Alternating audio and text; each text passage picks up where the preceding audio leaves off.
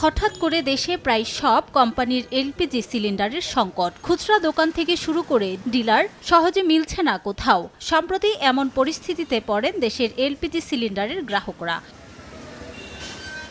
এ অবস্থায় ৬ দাবিতে বৃহস্পতিবার সকাল থেকে সারা দেশে ধর্মঘট পালন করেন এলপিজি সিলিন্ডার ব্যবসায়ীরা। ডিলারদের কাছ থেকে সিলিন্ডার না পেয়ে বিক্রি বন্ধ করেন খুচরা বিক্রেতারা। এতে দেখা দেয় তীব্র সংকট। চরম বিপাকে পড়েন গ্রাহকরা। অনেক বিক্রেতা মজুত করা এলপিজি সিলিন্ডার বিক্রি করেন অতিরিক্ত দামে। সরকারে দিচ্ছে এক রেট, দোকানদারের নিচ্ছে আরেক রেট, এখন ডিলারের নিচ্ছে আরেক রেট। ডিলার বলছে গ্যাস পাইতেছে না, বা কালকে 5টা দিছে, আর যখন আসে তখন দিতে পারবে, এর আগে দিতে পারবে না। আগে তো প্রায় 1250 এরকম বিক্রি হইতো, এখন 1600 প্রকার ভেদে 1700 এরকম নিচ্ছে।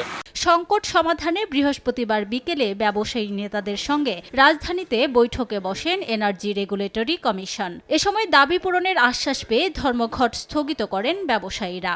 আপনাদের যেটা বক্তব্য এটা যুক্তিসঙ্গত এবং নিঃসন্দেহে আমরা এটা বিবেচনা করব। ধর্মঘট যেটা বলছেন বা স্ট্রাইক বলছেন এটা প্রত্যাহার করতে হবে আপনাদেরকে। এটা রিকোয়েস্ট করতেছি জনগণের পক্ষে, সকলের পক্ষে, এখানে সবার সামনে আর কি। এটা যেটা হবে এটা একটা পজিটিভ ইম্প্যাক্ট হবে এবং আপনাদের যে সমস্যাটা বলছেন সমস্যাটা ইনশাল্লাহ দেখব।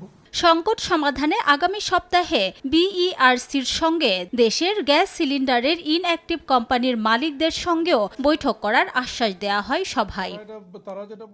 রিমু সিদ্দিক, সময় সংবাদ।